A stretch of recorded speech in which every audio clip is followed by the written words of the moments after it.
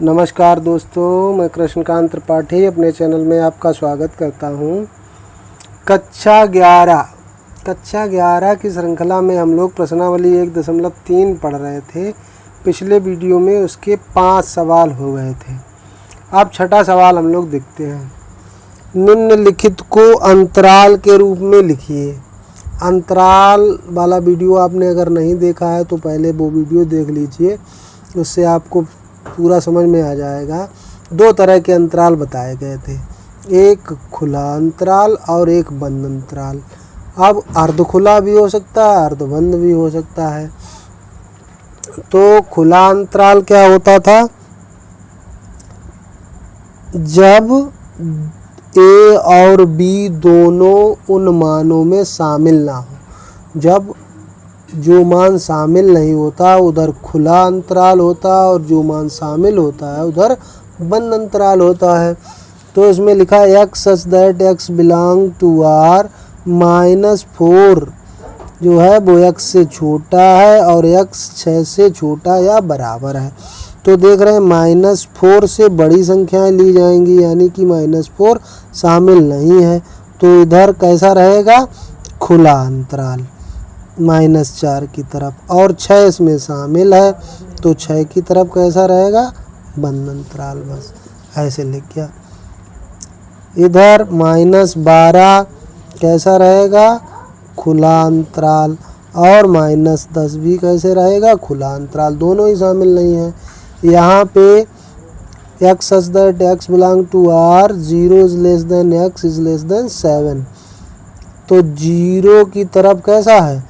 बंद अंतराल है, और 7 की तरफ कैसा है? खुला अंतराल। इधर 3 और 4 दोनों ही शामिल है, यानी कि 3 और 4 दोनों बंद अंतराल में दोनों तरफ बंद लगेगा। तो आई होप आपको ये समझ में आ गया होगा। 7वां सवाल देखते हैं। निम्नलिखित अंतरालों को समुच्चय निर्माण के रूप में लिखिए। जैसा कि छठा सवाल में हम लोग देख चुके हैं, उसका जस्ट उल्टा सवाल है ये। -3, 0 कैसे लिखे हैं? खुले अंतराल में।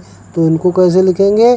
x such that x belong to r, और ना तो -3 शामिल है और ना ही 0 शामिल है। ये दोनों बंद अंतराल में है, तो कैसे लिखेंगे? x such that x belong to r 6 is less than or equal to x is less than or equal to 12। इधर 6 की तरफ जो है खुला अंतराल है, इसका मतलब 6 शामिल नहीं है, और 12 की तरफ बंद अंतराल है, यानी कि 12 शामिल है। -23, 5 इसे कैसे लिखेंगे? x such that x belong to r -23 की तरफ बंद है, तो यानी कि ये शामिल है, और x जो है 5 से छोटा, यानी कि 5 शामिल नहीं है। यही उत्तर हो गया।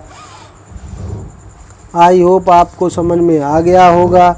अगर आप लोगों को समझ में आ रहा है तो मेरे चैनल को तुरंत सब्सक्राइब करिए, लाइक करिए, दोस्तों के साथ शेयर करिए, जिससे कि हमें मोटिवेशन मिलता रहे। अब 8वां सवाल देखते हैं।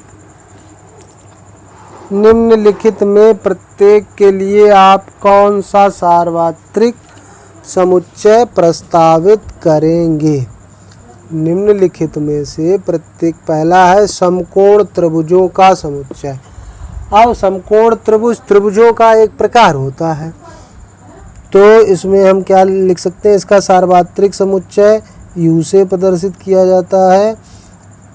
x सच दैट x एक त्रिभुज है। समद्विबाहु त्रिभुजों का समुच्चय ये कोणों के आधार पर दिया गया है, एक त्रिभुज, और ये भुजाओं के आधार पर दिया गया है समद्विबाहु त्रिभुज। तो इसका भी सार्वत्रिक समुच्चय क्या हो जाएगा?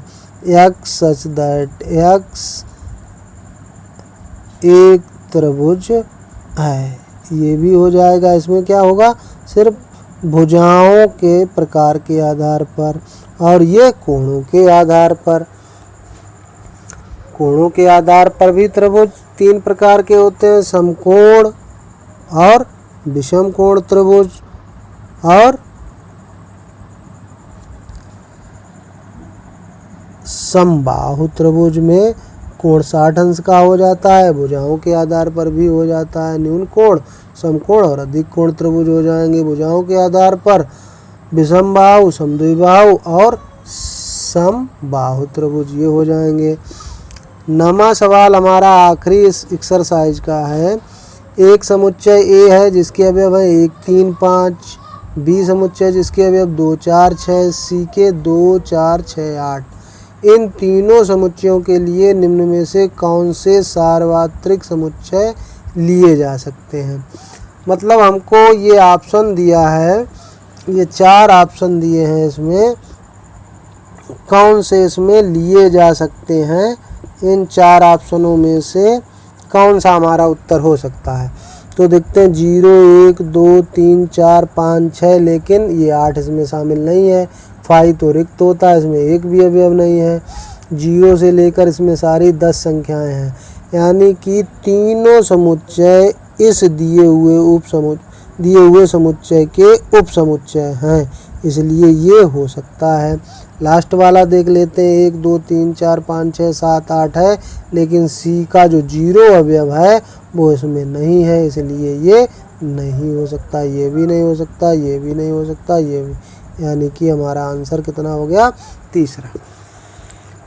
तो आप लोगों को समझ में आया है तो हमारे चैनल को लाइक करिए, सब्सक्राइब करिए। सब्सक्राइबर नहीं बढ़ रहे भाई। धन्यवाद।